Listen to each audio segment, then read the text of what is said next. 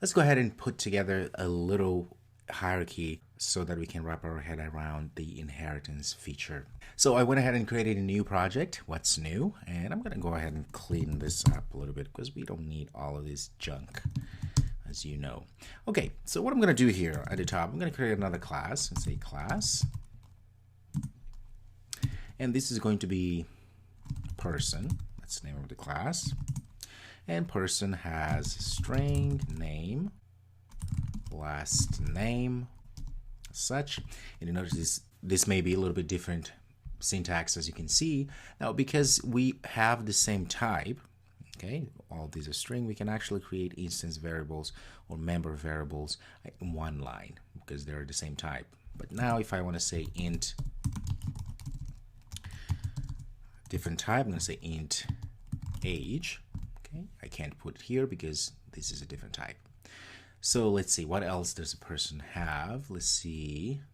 And we can say here nationality. And those are, I think those are enough.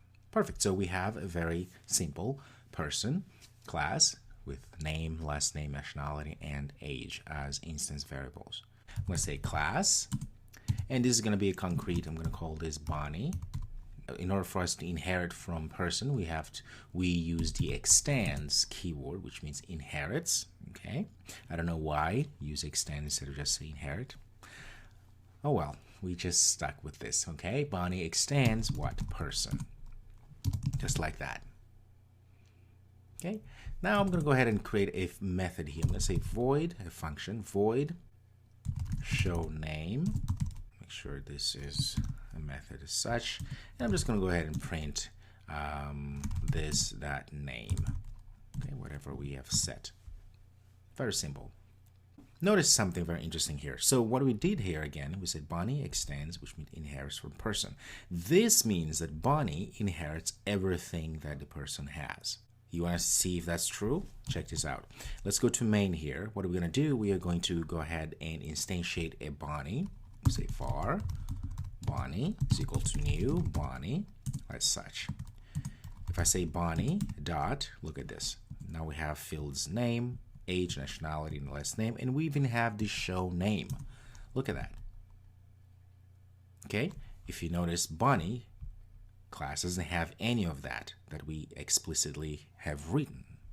Yet we're able to get show name and anything else we want. Of course, it's not going to show anything because we have to set Bonnie dot name to be Bonnie as such. Okay, so now if you save it and run, you should see Bonnie. Now this proves to you that indeed Bonnie extends from person, because how else would Bonnie know of name and show name and other things that are just for the person? Okay. Now the beauty here, because remember, when we inherit, we are inheriting all of the parents' features, attributes, and methods, and so forth, right? But remember, we are also, in this case, Bonnie. Bonnie is her own person per se. So Bonnie could also have different assets or different attributes, right? If she wanted to. She can string profession like that, right? Now I can go ahead at bottom here and say Bonnie dot profession ballerina as such, right? I can say print. In fact, I can even go here and create another method. Say void show profession.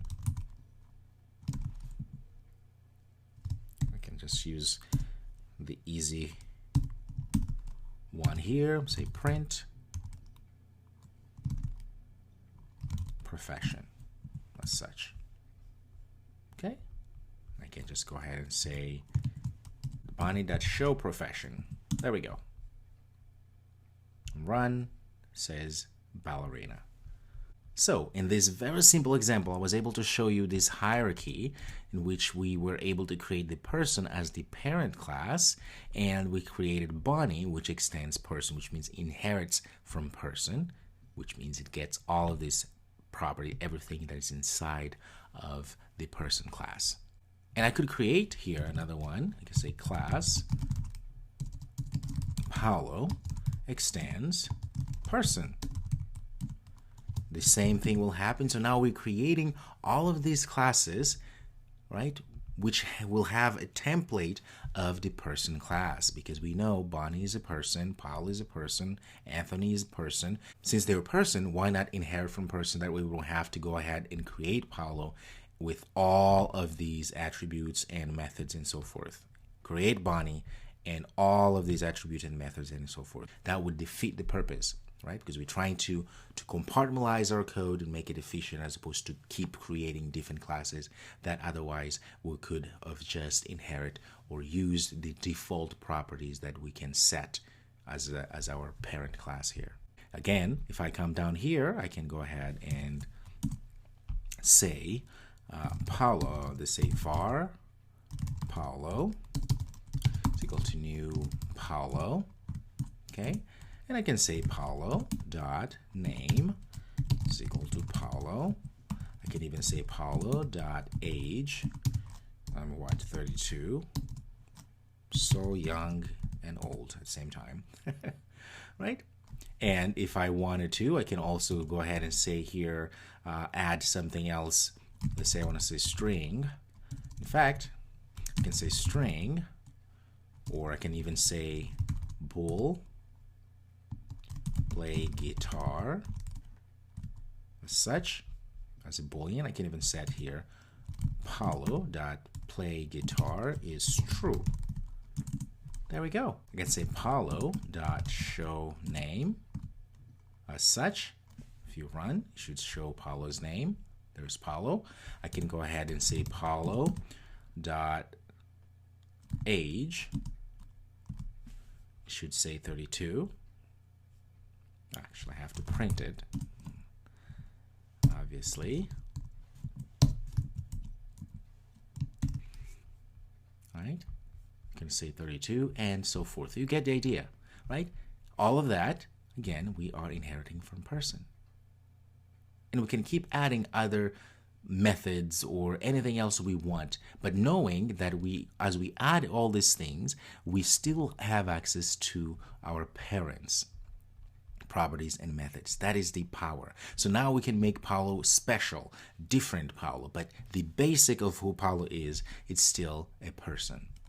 Perfect. So as an exercise, I want you to do the same thing we did here with any other object in the real world. That could be a car, a house, a tree, an animal, whatever you can think of that you can actually put together a hierarchy of the parent class and then other classes that we inherit from the parent class, and you can add all of the attributes and member variables as well as methods, and start playing around with this concept just like what we did here.